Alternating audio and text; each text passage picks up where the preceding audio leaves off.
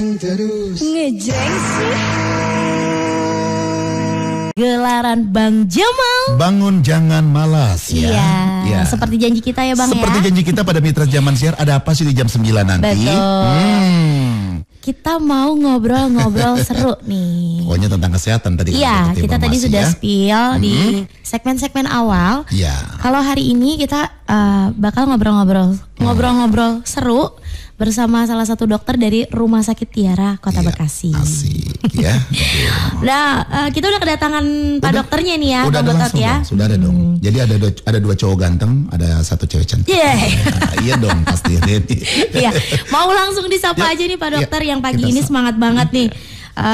Selamat pagi Pak Dokter Andri Faisal Nasution SPB. Pagi. Selamat pagi. Suaranya enak lak-lakan. Iya. Pak Dokter maaf ya kalau agak gacor sedikit ya Pak Dokter. Karena ya. memang hari ini kita akan ngobrol santai yang akan kita bahas tentang pagi hari ini. Santai aja ya Pak ya. Karena ini pembahasannya tentang pembedahan berarti ya Pak ya. Iya. Masuknya pembedahan ya. Jadi agak-agak gimana gitu.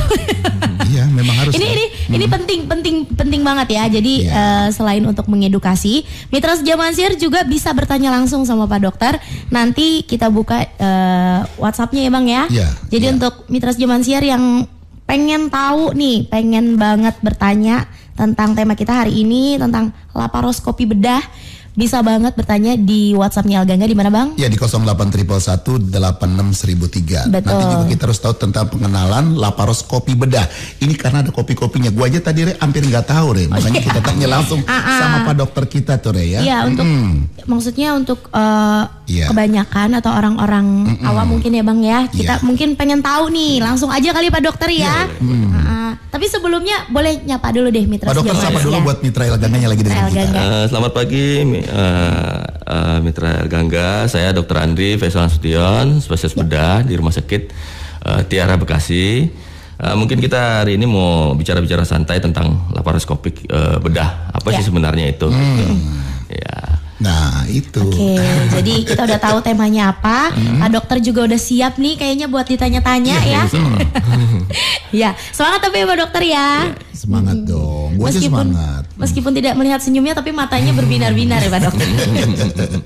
Ya, Pak Dokter langsung aja nih ya, sesuai sama tema kita laparoskopi bedah. Nih untuk laparoskopi bedah itu apa sih Pak Dokter dan produsernya seperti apa nih? Jadi laparoskopi bedah itu sebenarnya adalah suatu tindakan invasif bedah ya. Itu dengan membuat insisi yang minimal, kemudian kita bisa meneropong ke dalam rongga perut. Insisi itu perobekan ya? Di sayat sedikit aja. Beda dengan insisi yang konvensional memerlukan luka yang lebih lebar. Jadi ini luka yang kecil aja, kemudian kita bisa masukkan alat kamera dan kita bisa melihat apa permasalahan yang ada di dalam rongga perut. Oke. Gitu. Itu bisa kelihatan Pak Dokter ya? Bisa, karena ada kameranya jelas. Karena ada kameranya jelas ya. Oke. Nah, biasanya kondisi medis seperti apa saja Pak Dokter yang memerlukan penanganan laparoskopi ini? Jadi kalau misalnya dalam bedah itu banyak hal yang bisa kita lakukan dengan laparoskopik. Bisa usus buntu atau appendix, kemudian bisa batu empedu. Kalau usus buntu sama appendix itu sama ya. Sama. Bedanya cuma apa itu Pak Dokter? Kalau misalnya usus buntu kan bahasa ininya awamnya, bahasa medisnya appendicitis. Kalau gue taunya usus buntu Re. Kalau disebut bener, gue Betawi taunya usus buntu aja. Usus buntu aja taunya. Jadi hal-hal seperti itu bisa kita kerjakan dengan minimal invasif. Jadi sangat kecil luka yang kita bikin gitu. Dengan hasil yang lebih bagus biasanya gitu. Selain usus buntu atau appendiksi tadi itu ada lagi nggak kira-kira kondisi yang membuat seorang bisa melakukan laparoskopi bedah? Laparoskopi ini banyak yang bisa kita kerjakan. Yang pertama tadi yang saya bilang usus buntu atau appendicitis, kemudian bisa batu empedu. Batu empedu juga bisa kita kerjakan dengan itu. Batu empedu tuh yang ginjal itu ya? Bukan, beda lagi, dokter.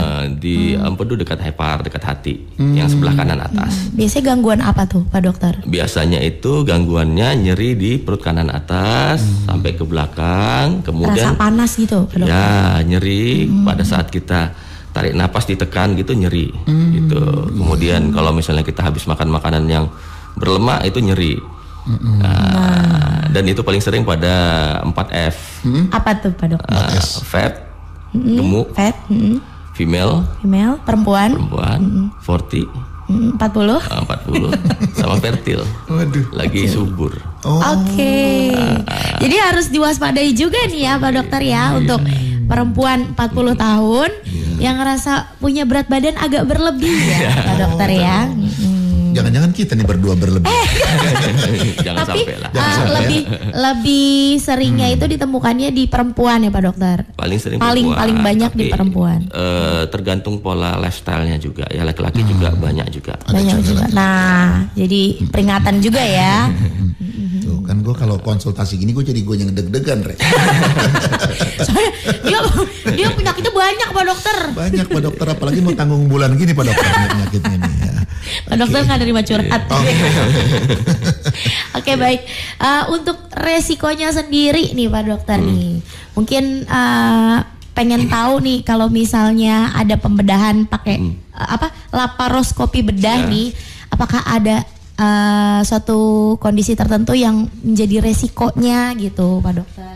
Kalau resiko pembedahan itu pasti ada semuanya. Pasti ada ya. Pasti ada, tapi lebih minimal. Lebih minimal resikonya. Apalagi biasanya pada orang-orang yang gemuk itu lebih enak kita ngerjakan dengan laparoskopik. Oh gitu. Kenapa itu, Pak Dokter? Jadi kalau misalnya kalau laparoskopik itu kan kita setelah kita insisi kecil, kita masukkan gas di dalam perut. Oh jadi nggak langsung ini ya, Pak Dokter ya, langsung di kirain saya tuh langsung masuk aja. Si kameranya itu ternyata beri gas dulu. Beri gas dulu, CO2 biasanya sampai dia gembung, baru masuk kamera, baru kita bisa lihat semuanya. Sementara kalau misalnya kita dengan operasi yang biasa, itu kan lapisan lemak, otot segala macam itu kan tebel.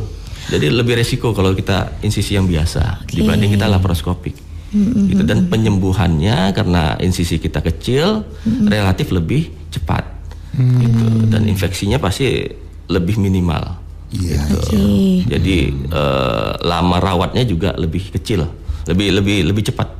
Dengan laparoskopi bedah ini.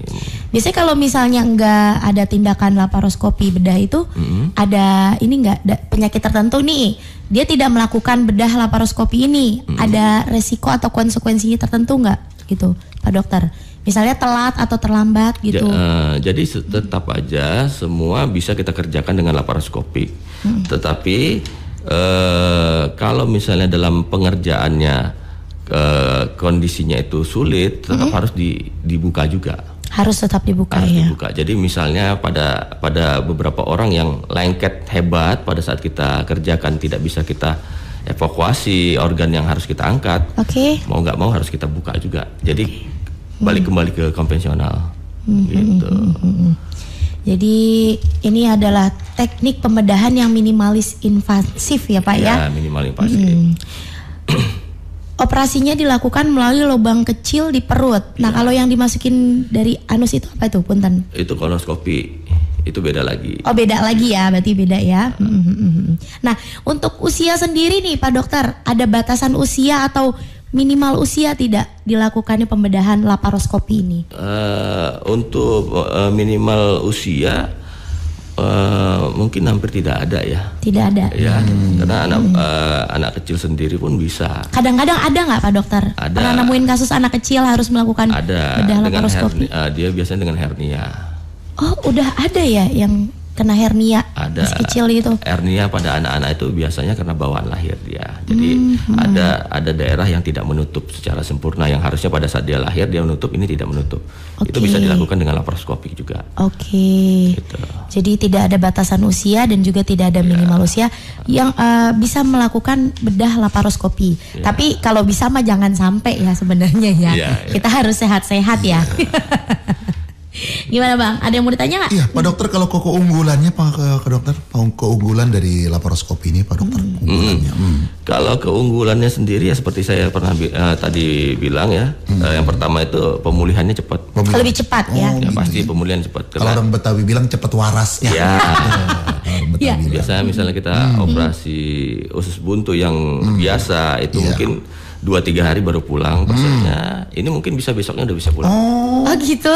Cepet ya. Cepat. 1 hari instan banget ya. Kemudian ya karena insisinya kecil, pasti nyerinya pasti minimal. Nyerinya pasti minimal. Kemudian ya komplikasi yang lain juga pasti bisa terhindari karena kita dengan kamera bisa langsung lihat organnya. Gitu. Jadi kita kemungkinan terpotong tempat lain atau apa bisa dihindarin gitu.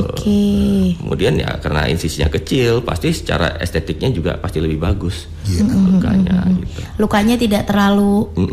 Jadi cuma titik-titik gitu aja. Ya. Tapi ya itu Bang, cuma bisa dilakukan di perut aja ya Pak Dokter ya. Jadi laparoskopik itu bisa dikerjakan untuk di daerah perut dan pinggul. Jadi untuk objin juga bisa. Waduh. Jadi objin biasanya untuk pengangkatan kista atau segala macam bisa juga. Mium gitu ya Pak Dokter ya. Tergantung dari ahli objinnya, dia bisa ngerjakan apa gitu. Oh jadi dokter objin juga bisa melakukan laparoskopi bedah. Saya pikir hanya dokter bedahnya aja. Bisa semua. Kalau dokter memang spesialis bedahnya aja. Bedah ya. Berarti udah siap nih Pak Dokter di bedah nih. Sini. Coba dilihat Pak Dokter, perut saya ada apa nih? Oh kalau belum makan lapar gitu. Ada apa gitu? Ya emang kalau belum makan lapar Bang. Suka aneh-aneh aja memang pertanyaannya. Oke baiklah Mitros Zaman Siar. Kita ada yang mau lewat dulu Pak Dokter. Nanti kita bakal balik lagi. Mitros Zaman Siar juga bisa bertanya langsung nih. Silakan. Sama Pak Dokter. Yang mau bertanya? Soal pengenalan laparoskopi bedah. Ada yang pengen ditanya, ada yang pengen konsultasikan, boleh langsung kirim ke WhatsApp-nya Elganga di 0811 86003. Udah? Jangan kemana-mana. Tetap di Gelaran Bang Jamal. Bangun jangan malas. Panteng terus. Ngejeng sih. Ya, balik lagi di Gelaran Bang Jamal. Bangun jangan malas. Kita masih talk show bareng Pak Dokter dari Rumah Sakit Tiara ya. Betul. Bersama dengan Dr. Andri Faisal Nasution SPB dari Rumah Sakit Tiara Bekasi. Tere sama Bang Betot lagi ngobrol-ngobrol seru. Bincang-bincang tentang pengenalan laparoskopi bedah. Sekarang bedah itu udah canggih ya. Iya betul. Nggak perlu di black lebar. Nggak perlu di Betawi banget sih black. Ini yang dengerin banyak kan orang Betawi, orang Bekasi. Iya. Kalau ngomong lu ketinggian. Oke. Kita lanjut lagi Re. Siap. Mitros Zaman Siar juga ya kalau misalnya mau tanya-tanya, sok mangga, silahkan kirim langsung di WhatsApp-nya Elganga di 0811 86003. Masih tentang pengenalan laparoskopi bedah. Ini udah ada beberapa pertanyaan ya Pak Dokter, tapi nanti kita bukanya di segmen-segmen akhir. Sabar, kita masih tentang lagi seru gitu Re. Lagi tentang pengenalan nih. Iya, kayak nonton bola lu seru. Pak Dokter punten nih. Proses pemulihan setelah menjalani operasi laparoskopi itu seperti apa nih Pak Dokter? Prosesnya seperti apa dan apakah ada pantangan gitu? Nah itu dia, nggak boleh makan toge, makan nangka, makan jengkol, jadi begitu. Untuk pemulihannya sendiri sebenarnya tidak banyak yang harus kita perhatikan. Yang penting gizi tercukupin. Itu terkadang kan kita yang selalu saya dapatin itu jangan makan ini. Ya itu malah gizinya nggak terpenuhi jadinya. Kecuali misalnya pasien-pasien seperti batu empedu ya dihindarin yang berlemak, yang bersantan, goreng-gorengan gitu. Tapi bukan berarti stop sama sekali gitu. Kalau misalnya dia usus buntu ya harus makan seperti biasa aja gitu. Malah harus banyak protein supaya penyembuhan lukanya lebih bagus. Malah harus banyak makan ya Dok ya. Asupannya harus tercukupi. Harus tercukupin. Jangan gizinya sampai kurang. Jadi penyembuhan luka juga pasti berpengaruh. Berpengaruh ya. Gitu. Nah untuk aktivitasnya sendiri gimana dok? Kalau setelah operasi laparoskopik biasanya karena langsung kerja gitu. Minimal langsung kerja. Oh bisa? Langsung kerja dok. Saya padahal bercanda barusan. Bener bisa. Maksudnya langsung bisa gitu bisa. dok? Langsung kerja dok. Waduh. Ya, karena minim resiko juga ya dok ya. Jadi kalau misalnya dia rasa dia udah enak, boleh silahkan aja. Tidak ada kita harus dia harus bed rest total bla bla bla, enggak. Atau dalam kondisi tertentu harus bed rest gitu dok? Enggak juga. Malah harus lebih dini untuk mobilisasi. Gitu. Jadi harus banyak aktivitas mestinya. Semakin dia beraktivitas semakin cepat pulih gitu ya dok ya. Iya. Nah, ini lebih ini ya, Bang ya. Iya, enak instan bener ya. Habis dioperasi besok kerja pagi. Iya. Wis. Tapi memang ini di luar dari ini juga sih, Dok. Laparoskopi sama sesar itu beda kan ya, berarti ya jauh beda. Soalnya saya sesar 2 minggu baru bisa. Tadi kan kata dokter kalau sesar lebar. Iya. Kalau ini hanya berapa senti, Dok? Senti ya, Dok ya? Paling sekitar 1 senti 2 senti. 1 senti. Bedah cuma 1 senti. Iya. Dan ini laparoskopi bedah ini sudah hadir di Rumah Sakit Tiara Bekasi ya dok? Sudah. Tentu ya. Ada dokternya. Ada dokter bedahnya. Sudah banyak dok menangani di Rumah Sakit Tiara. Sementara ini saya masih belum ya kita. Masih belum. Mungkin karena kita baru aja. Baru buka. Nah ini sedang pengenalan dan juga sosialisasinya juga ya dok ya. Nah untuk mitra Zaman Siar yang mau konsultasi langsung ya Rumah Sakit Tiara Bekasi. Mungkin ada gejala-gejala yang. Iya. Daripada di tubuh di badan dirasain aja kagak enak, mendingan dilihat dalamnya. Tapi kalau bisa mah kita jaga kesehatan ya dok ya. Iya, menjaga lebih bagus. Untuk persiapan khusus sendiri nih dok ya, sebelum melakukan laparoskopi bedah nih, ada persiapan khususnya nggak untuk pasien? Kalau persiapan itu ya hampir sama seperti kita persiapan operasi pada umumnya. Iya, puasa gitu ya dok? Puasa, karena kan ini dalam bius umum. Gitu, puasa minimal 6 jam. Kemudian kalau dia usia tua kita harus kolaborasi dengan penyakit dalam. Begitu dok. Kalau misalnya dia ada hipertensinya kita turunkan dulu. Kalau dia gulanya tinggi kita turunkan dulu gitu. Jadi benar-benar harus dalam kondisi pasien yang stabil. Baru bisa kita kerjakan. Tindakan ini. Gitu. Jadi pasien yang mungkin punya penyakit bawaan juga ya dok ya? Komorbidnya ya harus kita kolaborasi dengan dokter yang bersangkutan gitu. Gitu ya. Jadi aman lah ya. Mudah-mudahan nggak ada sih sebenarnya yang ini. Cuman namanya penyakit dok ada aja kadang dok. Berarti kalau kayak kena gulanya harus turun dulu. Tapi kan memang kalau puasa memang harus puasa dulu ya dok ya. Puasa biasanya berapa lama sih dok? Minimal 6 jam biasanya. 6 jam. Oh nggak seharian dokter ya? Enggak lah. Kayak nggak puasa wajib. Soalnya dia kalau dengar puasa dok, udah gemeteran aja dia bawaannya dok. Udah pengen buat johor aja. Udah kayak bocah SD dia mah dok. Tapi belum pernah operasi kan bang? Belum. Mudah-mudahan jangan ada penyakit. Saya kira ada rencana. Jangan ya. Iya. Tapi ini himbauan dan juga buat mitra Zaman Siar. Ada loh ternyata pembedahan laparoskopi yang minim resiko dan juga cepat gitu. Cepat pemulihannya lebih cepat gitu. Nah, dokter untuk menjaga luka operasi agar tidak terinfeksi setelah laparoskopi ada nggak nih cara-caranya gitu? Atau yang pertama yang kita lakukan ya luka itu kalau baru operasi jangan basah dulu, jangan lembab. Jangan mandi ya. Sementara ya. Sampai kita pastikan dalam beberapa hari, biasanya 3 hari sekali kita ganti perbannya. Kalau memang udah bagus perbannya baru boleh dilepas. Gitu. 3 hari sekali diganti perban. Kalau dalam kurun waktu berapa lama? Kondisinya dia udah kering, sekali itu aja. Sekali itu aja. Ya. Cukup sekali doang. Kalau saya sih seperti itu. Gitu. Nggak perlu harus bolak-balik ke rumah sakit lagi apa gimana? Usah. Kalau misalnya lukanya basah baru kita harus ganti per 2 hari sekali. Tapi kalau dia tidak basah nggak usah. Nggak usah lagi. Jadi perawatannya simpel sebenarnya untuk luka. Bisa dilakukan di rumah juga. Bisa. Iya. Jadi kita jadi tahu kalau itu lukanya cuman di beset ya, apa namanya? Di insisi. Iya. Di insisi cuma 1 sentimeter. Dok, itu dalam penambalan itu dia dijahit atau dilem gimana, Dok? Kalau perut kita habis tetap jahit. Tetap jahit. Tapi jahitnya itu di dalam biasanya. Jadi benangnya nggak kelihatan. Nggak kelihatan, Dok. Aduh, kalau kelihatan gimana, Dok? Takut ada yang nyabut. Enggak. Dia aslinya, Dok. Kalau siang tuh pulang dari El Gangga, dia pakai tank top segini, Dok. Buka baju. Gerah, Dok. Buka baju. Bekasi lagi gerah-gerahnya, Dok. Lagi panas-panasnya soalnya. Laparoskopi sendiri nih, Dok. Tadi kan sudah dijelasin juga ada rawat inapnya atau bisa dilakukan sebagai prosedur rawat jalan gitu, Dok. Kalau rawat jalan mungkin enggak ya, karena kan kita harus persiapan operasi seperti saya bilang tadi itu, kalau misalnya dia ada komorbid segala macam kan harus dipantau di rumah sakit. Jadi hampir jarang lah dilakukan rawat jalan gitu. Oke, jadi memang harus rawat inap dulu ya. Kebetulan, Dok, saya pernah pernah sakit perut ya.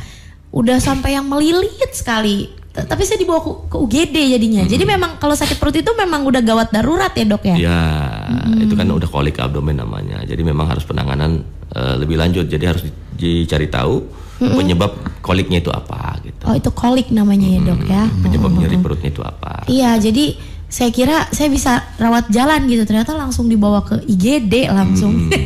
Tapi nggak sampai harus ada ini sih pemeriksaan dalam.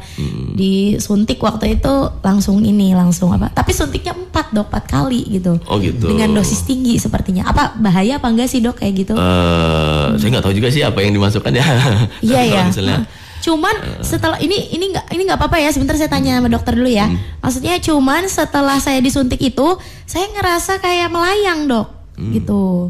Jadi kayak ngebayang-bayang gitu, kayak yang mau tidur itu lagi. Itu bukan dinamakan suntik kebal katanya, Dok, biasanya kalau begitu. Bukan, itu biasanya dikasih suntikan analgesik atau anti nyeri ya. Oh, dia melayang-melayang, Dok? Iya, Dok. Saya kira kayak ngelayang gitu terus. Saya pengen dia melayang nggak balik lagi. Balik lagi, Dok. Jahat banget. Ada lagi di El Gangga sekarang. Saya mau nanya juga waktu itu mungkin udah keburu ini ya, udah keburu teler gitu, Dok. Saya nggak tahu gitu, tapi semenjak kejadian itu perut saya udah nggak sakit lagi. Oh, gitu. Berarti itu dia buat ini suntikan. Buat ini ya, pereda ya. Cuma saya ingatnya 4 kali saya disuntik kiri kanan gitu sampai. Pak Dokter, tadi kan dikatakan Pak Dokter jenis-jenis prosedur laparoskopi itu banyak membuang usus buntu, membuang kantung empedu, terus memperbaiki hernia dan juga mengangkat rahim. Ada lagi nggak, Dok, selain itu, Dok? Iya. Bisa misalnya ada ini ya, ada suatu kondisi nyeri pada perut kita untuk mendiagnosanya. Oh gitu. Jadi laparoskopik diagnostik namanya. Jadi bisa kita lihat lebih jelas gitu apa permasalahan di dalam. Kemudian misalnya terjadi suatu adesi usus atau perlengketan usus. Oh, itu gitu bisa ya. juga dengan laparoskopik bisa kita pisahkan pelan-pelan. Oke. Jadi lebih relatif lebih aman dibanding kita buka. Iya. Gitu. Aduh, ngebayanginnya juga pasti sesetnya ya. Tapi kan kita dibius ya. Dibius. Gua sire bukan itu yang gue bayangin ketika gue ngadu sama dokter, Dok, saya punya batu ginjal misalnya. Takutnya ada penyakit lain yang kelihatan gitu, Dok. Ngerinya itu doang. Oh, jadi kan dengan kelihatan. bedah laparoskopi ini bisa ngelihat penyakit lain juga, Dok, gitu. Kalau misalnya dari laparoskopi kita hanya bisa melihat masalah apa dari awal. Dari awal dulu ya. Ya, kan gitu. sebelum kita lakukan tindakan operasi kan ada pemeriksaan penunjang. Misalnya USG. USG dulu ya, Dok ya. Nah, dari USG misalnya udah kelihatan ini batu empedu misalnya. Ya udah kita arahnya ke sana aja gitu. Okay. Jadi bukan blind kita bisa kelihatan semua, enggak. Itu takut banget, Dok. Jadi kita hanya terfokus pada tujuan kita yang mana gitu. Oke. Jadi memang dari awal apa penyakitnya, dibedahnya pakai dibedah dengan laparoskopi udah ketahuan lah itu lah. Tapi saya penasaran juga nih, Dok, penyebab batu empedu itu biasanya dari apa, Dok, selain dari makanan? Penyebab batu empedu itu bisa dari kolesterol, bisa dari infeksi. Infeksi apa, Dok? Infeksi misalnya dari virus hepatitis B. Oke. dari alkoholik. Bisa seperti bisa itu. Ya. Jadi batunya juga tergantung, warna batunya itu juga tergantung dari sumber dianya apa. Jadi kalau misalnya pada saat kita buka batunya warnanya keputihan, putih-putih begitu, itu dari kolesterol. Ya, kalau warnanya hitam itu dari infeksi. Gitu. Atau kadang ada juga mix antara hitam sama putih itu berarti dia ada infeksinya juga, ada kolesterolnya juga. Nah, itu dengan laparoskopi bedah bisa mengangkat batu itu ya, Dok ya? Kantongnya yang jadi kantong-kantongnya Bang diangkat ya. Iya. Jadi penyembuhannya bisa dengan laparoskopi ini. Penyakit batu empedu. Saya kira batu empedu sama batu ginjal sama gitu, Dok. Ternyata beda ya. Nah, untuk ginjal bisa, Dok? Kalau ginjal beda lagi, nggak bisa kita. Jadi ya? ada teknik khusus yang hampir sama seperti laparoskopi juga, tapi dilakukan sama dokter urologi. Oh iya, urologi kemarin dokter. Yang kemarin tuh orang itu berarti tuh. Dokternya yang kemarin itu dokternya tuh. Iya betul. Jadi ternyata beda. Lupa. Ternyata batu ginjal dan batu empedu tuh beda. Makanan juga ya, dari makanan ya, Dok ya. Pokoknya mitra kalian nggak takut lagi kalau menjalankan operasi nih, benar ya? Karena keunggulan dari laparoskopi ini banyak banget. Iya. Tadi gue senang banget ketika mendengar pemulihannya cepat. Iya, bisa kerja langsung. Nyeri pasca operasinya itu minimal banget, ya kan? Nggak bisa izin lama-lama. Iya, benar. Resiko komplikasinya rendah. Iya. Jadi ini keunggulannya yang luar biasa nih, Re. Jadi mitra jangan takut sekarang. Jangan takut, iya. Tapi memang bagusnya kalau bisa cepat sembuh gitu. Iya. Jadi setelah pembedahan, kalau bisa beraktivitas, ya langsung beraktivitas. Kelamaan diem juga nggak enak ya, Dok ya. Memang dokter, orang masih banyak takut dokter, wah ini harus dioperasi gitu dokter. Kadang-kadang masyarakat takutnya di situ, Dok. Tapi kalau mungkin udah tahu dengan keunggulan dari laparoskopi ini, masyarakat sekarang mudah-mudahan gak takut lagi. Karena cepat dan gampang kayaknya. Biasanya biasanya pada lari ke pengobatan tradisional. Itu yang bahayanya di situ. Alternatif. Nah itu bahayanya. Sembuh kagak. Iya, sembuh kagak. Duit habis. Iya. Bener. Lu punya pengalaman apa, Bang? Karena gue dulu takut operasi, tapi sekarang gue udah tahu dari keunggulan laparoskopi. Karena gue begini aja, gue jadinya Ya, kalau ada gejala-gejala dan yang sedang dirasakan ya, Dok ya. Kebetulan tidak ada yang lagi dirasain. Tidak ada, Dok, untuk saya. Oke, baik. Mitra Sejaman Sihat, nanti di segmen selanjutnya kita akan buka sesi tanya jawab. Boleh. Nah, jadi buat mitra yang mau bertanya langsung boleh nih dikirimin dari sekarang ke WhatsApp-nya Elga di 08111 86003. Saya sama Bang Betot bakal balik lagi, masih ngobrol-ngobrol cantik, ngobrol-ngobrol seru bersama dengan Dr. Andri Faisal Nasution SPB dari Rumah Sakit Tiara Bekasi. Jangan kemana-mana, tetap di gelaran Bang Jamal. Bangun jangan malam. Panteng terus. Ngejreng sih. Pak Dokter, Dr. Andri Faisal Nasution SPB dari ternyata yang dengerin kita lagi banyak banget nih, Re. Ternyata bukan kita doang nih ya. Emang bukan kita doang, Bang. Iya, maksudnya pada penasaran, Re, karena pas kita tahu pengenalan tentang laparoskopi ini, ternyata bedah itu nggak apa yang kita bayangkan. Semenakutkan gitu ya. Iya, ternyata ini udah luar biasa. Kita juga tercengang nih ya jadinya. Jadi gue nggak takut sekarang, kalau gue ada penyakit gue pengen gue bedah. Bisa buat rekomendasi juga ke keluarga ya. Betul. Iya, Pak Dokter punten, ini ada yang bertanya. Selamat pagi katanya Pak Dokter, saya Soraya Dewi dari Kali Abang Nangka. Izin bertanya Pak Dokter, apakah orang yang sudah pernah operasi usus buntu bisa terkena gejala sakit itu lagi, Dok? Gitu. Untuk jawabannya mohon katanya. Ya, makasih. Jadi kalau misalnya kita sudah dilakukan tindakan operasi usus buntu, itu tidak ada lagi permasalahan di usus buntunya, karena organnya sudah kita angkat, sumber infeksinya sudah kita angkat. Kalaupun nanti ternyata ada nyeri yang di daerah itu juga, berarti organ lain yang di daerah situ yang bermasalah. Bisa jadi ginjal sebelah kanannya yang bermasalah. Kalau pada perempuan bisa jadi misalnya daerah kewanitaan sebelah kanannya yang bermasalah. Gitu. Tapi kalau untuk usus buntunya dia tidak akan ada masalah lagi. Kalau sudah diangkat ya. Sudah diangkat. Gitu. Sama aja kayak kita sakit gigi, udah dicabut habis perkara gitu. Cuman gigi saya jadi bolong. Jadi kalau misalnya udah nggak kepengen sakit lagi, diangkat gitu ya, Dok ya. Ya, Soraya Dewi, mudah-mudahan nih Kali Abang Nangka jelas ya. Iya, sehat selalu untuk Mpok Soraya Dewi gitu. Semoga Cukup nih jawabannya. Lalu ada lagi nih Bang Andi di Kali Abang Bungur. Kalau tadi Kali Abang Nangka, yang ini Kali Abang Bungur. Tetangga kampung berarti. Bagaimana Pak Dokter kalau penyakit hernia ini berbahaya apa enggak nih? Apakah harus dioperasi pengobatannya gitu? Ya untuk Bang Andi ini kalau hernia itu kita harus pahami hernia itu adalah suatu jaringan yang terjepit masuk ke rongga lain dan terjepit. Ya, paling sering itu adalah usus. Jadi kalau usus terjepit, lama-lama pembuluh darah yang ke situ pasti akan berkurang. Pasti akan terjadi nekrotik, kematian dari jaringan. Itu yang bikin bahaya. Jadi hernia memang harus langsung dilakukan tindakan segera sebelum dia terjepit. Sebelum terjepit ya. Jadi, karena dia masih bisa keluar masuk, itu yang paling bagus kita lakukan tindakan. Jadi dokter juga bisa mengingatkan untuk kalau bisa jangan diurut ya dok. Iya, jangan diurut, itu paling bahaya. Hernia jangan diurut jangan ya. Urut. Jadi banyak hernia bisa hernia inguinalis di lipat paha, bisa di pusar, ya bisa di abdomen yang lain, gitu di tempat perut yang lain. Tapi tetap harus dilakukan tindakan untuk mengantisipasi supaya jangan terjadi terjepit dan kematian dari usus tersebut. Baik. Jadi sudah cukup jelas ya untuk Bang Andi yang ada di Kali Abang Bungur. Terima kasih untuk pertanyaannya, semoga sehat selalu.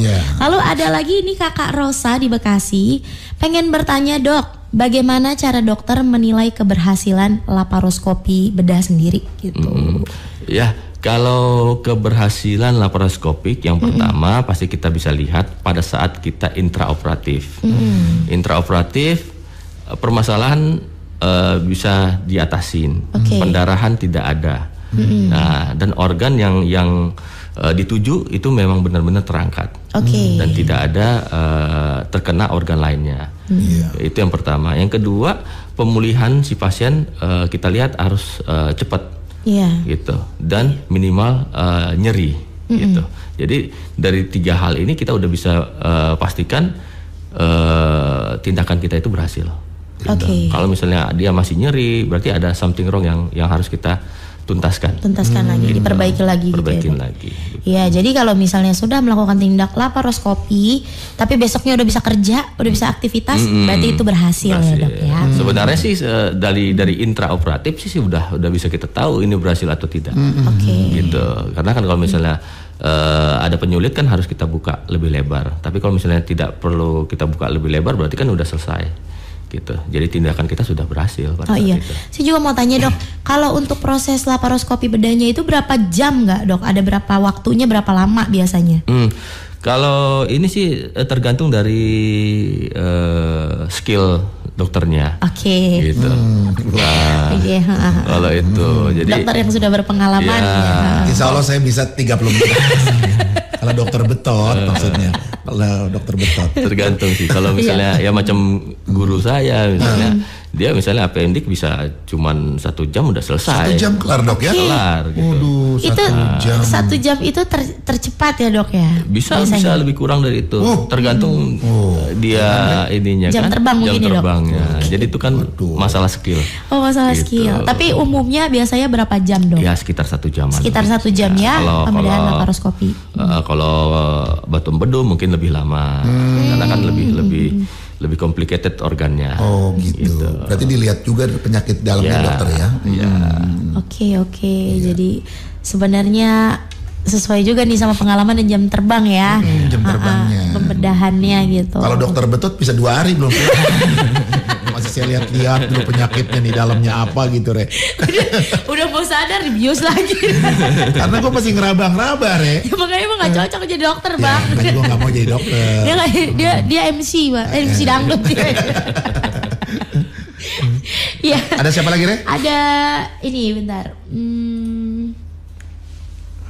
Ada Ibu Sasa. Ibu Sasa.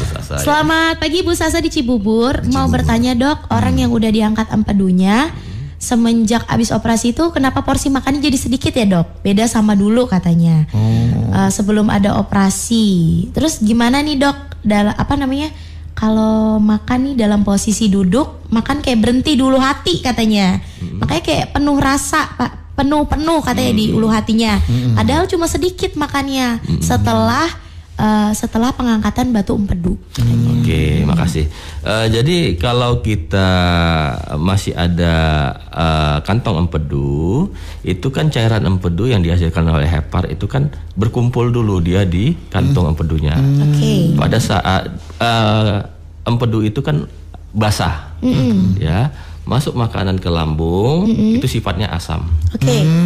Ya kan, pada saat dia turun dari lambung, otak menyuruh untuk kantong empedu itu mengeluarkan cairan empedu tadi itu supaya menjadi netral, bisa masuk ke dalam ke dalam perut gitu ya.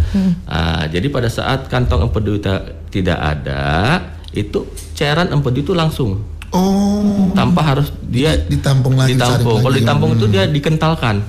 Jadi semakin basah. Jadi pada saat makanan masuk dia kan terus-terusan dia keluar dan dia belum terlalu basah. Jadi masih ada asam.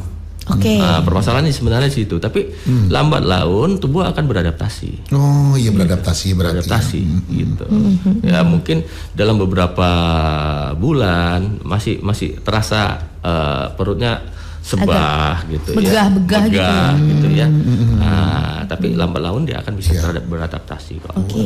Jadi Ibu Sasa juga ini udah berapa lama nih pengangkatan batu empedunya, kita juga nggak tahu ya, karena dia cuma bilang ada pernah operasi pengangkatan batu empedu. Jadi makannya katanya karena nggak banyak. Malah kalau gue malah seneng jadi berasnya irit. Jadi irit beras. Irit jadi kita. Oke, baik, semoga Ibu Sasa bisa tercerahkan ya dengan jawaban dari Pak Dokter.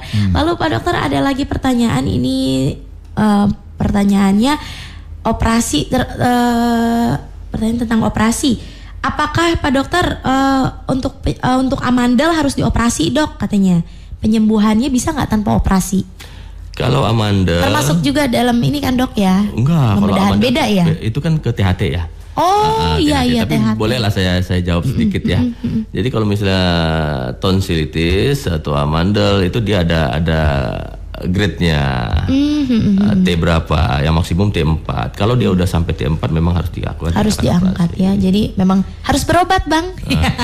Biar Abang tahu udah sampai mana nih gitu ya. Penyakitnya udah di grade berapa gitu ya. Lalu ada lagi, ini Bang Beni. Bang Beni di Bekasi Utara pernah operasi hernia tahun 2022. Pak Dokter, kira-kira pantangannya apa saja yang harus dipatuhi nih setelah operasi hernia gitu? Yang harus dihindarin adalah yang pertama rokok. Itu nggak boleh, Dok, ya? Rokok nggak boleh, sama sekali nggak boleh. Ya, karena sudah ada penelitiannya, rokok juga bisa menyebabkan hernia. Ya. Yang kedua, kalau dia sudah pernah operasi, dihindarin ya dalam 6 bulan pertama, 5 bulan pertama jangan ngangkat yang berat-berat. Jangan berat-berat. Yang nggak boleh ngangkat berat ya. Karena bisa jebol yang udah kita bikin tadi itu. Dan jangan ngedan. Biasanya kan ngedan ya. Ngedan kan itu berat ya. Ya, itu aja sih sebenarnya yang harus dihindarin. Berarti dokter sering menangani kasus hernia ini juga sering ya, Dok? Sering. Batu empedu, hernia, yang paling sering itu ya, Dok? Iya. Oke. Baik, Mitra Zaman Siar, mungkin sudah cukup pertanyaannya ya, karena kita mau masuk di segmen akhir. Nanti kita balik lagi, jangan kemana-mana. Tadi sama Bang Betot masih ada di gelaran Bang Jamal. Bangun, jangan malas. Panteng terus. Ngejreng sih. Bersama Dr. Andri Faisal Nasution SPB tentang pengenalan laparoskopi bedah. Kita sudah masuk di segmen akhir nih. Pak Dokter, kira-kira punya pesan apa nih untuk masyarakat Kota Bekasi dan sekitarnya, para pendengar setia Radio El Gangga? Tapi kita bukan di Bekasi aja, sejabodetabek. Iya, sejabodetabek gitu. Iya, untuk pendengar sekalian, jadi semua penyakit pasti ada obatnya, gitu. Jadi penata laksanaan yang benar lah yang harus kita jalanin, gitu.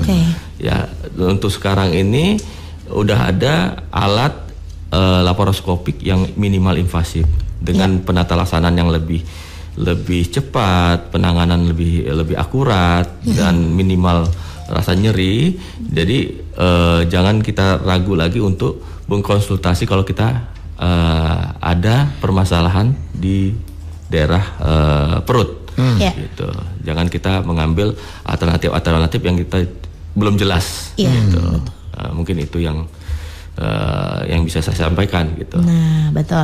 Jadi ini juga informasi untuk mitra Zaman Siar bahwa Dr. Andri Faisal Nasution, SPB, punten yang belakangnya saya takut salah bacanya nih untuk gelar akhirnya ya Pak Dokter ya. Dokter umum di Rumah Sakit Tiara Bekasi ya Bang ya. Untuk jadwal prakteknya Dok ada setiap hari Senin sampai dengan Sabtu ya. Setiap hari gitu ya Dok ya. Jadi untuk jam-jamnya di hari Senin jam 16 sampai dengan jam 19.30, di hari Selasa jam 11.30 sampai dengan 14, dan hari Rabu 12 sampai dengan 15, di hari Kamis 10.30 sampai dengan 13.30, dan hari Jumat 9 sampai dengan jam 12, dan hari Sabtu di jam 8 sampai dengan jam 9. Waduh jadwalnya padat ya Dok ya. Hari Sabtunya cuma 1 jam doang nih. Yang antri 10. Antri banyak. Berarti ngambil di hari lain aja. Iya, di hari lain. Ada nih yang 3 jam nih. Yang panjangan di hari Jumat nih. Boleh yang panjangan. Kalau hari Sabtu nih orang ke 10 1 jam nggak ketanganan. Mungkin kalau hari Sabtu dokter ini kali ya udah kunjungan yang keberapa kali ya Dok biasanya ya Dok ya. Ya, dan buat mitra Zaman Siar juga kalau misalnya pengen tahu, maksudnya pengen pengen datang nih ke Rumah Sakit Tiara, mungkin ada yang pengen konsultasi atau gimana bisa langsung aja datang di Rumah Sakit Tiara di Jalan Raya Babelan nomor 63 Kebalen, Kecamatan Babelan, Kabupaten Bekasi. Dan nomor teleponnya di 021 8913 1111 dan juga ada 8913 2039. Untuk nomor handphonenya di 0821 2330 1690, atau kalau misalnya nggak hafal nih sama nomor teleponnya, langsung aja meluncur di sosial medianya ya. Ada di Instagram di @rstiarabekasi. Jadi semua informasi tentang jadwal dokter ya, jadwal apa sih namanya praktek ya, jadwal praktek bisa dilihat di Instagram atau di media sosialnya Rumah Sakit Tiara Bekasi. Nah. Ini keren banget, motonya keren banget nih, kayak kalau kita kan elgangga ngejreng sih gitu kan. Kalau ini melayani dengan sepenuh hati. Oh, seperti Pak Dokter kita yang depan dengan sepenuh hati bersama kita. Iya, tidak terasa Pak Dokter, 1 jam 60 menit kita bisa berbincang-bincang. Ini sangat-sangat bermanfaat sekali. Banyak sekali manfaatnya. Semoga mitra Zaman Siar di luar sana juga bisa mendapatkan manfaat dari perbincangan kita pada hari ini. Terima kasih untuk ilmunya yang sudah dibagi ya Pak Dokter ya. Sukses selalu dan sehat selalu untuk Pak Dokter. Nanti kapan-kapan kita bisa berbincang-bincang lagi kembali di lain kesempatan. Sukses terus untuk RS Tiara Bekasi. Melayani sepenuh hati. Jangan kemana-mana mitra Zaman Siar. Bentar lagi ada Orkes Jilid 1 ya. Jadi buat mitra yang mau request lagu Pop Hits Indonesia, boleh dikirimin dari sekarang. Terus sama Bang Betot soalnya mau izin pulang. Hati-hati yang lagi di kendaraan, jaga keselamatan, semoga selamat sampai tujuan. Dan yang buat lagi beraktivitas di rumah dan dimanapun saat ini berada, jangan dipindah-pindahin salurannya. Tetap di Radio El Gangga 100.3 FM. Pantunnya apa Bang? Jalan-jalan ke Pamulang. Jangan lupa membeli jimat. Ya. Mitra Zaman Siar, Tere Cantik dan Bang Betot Gemoy izin dulu ya mau pulang. Kita ketemu lagi besok di hari Jumat. Assalamualaikum warahmatullahi wabarakatuh.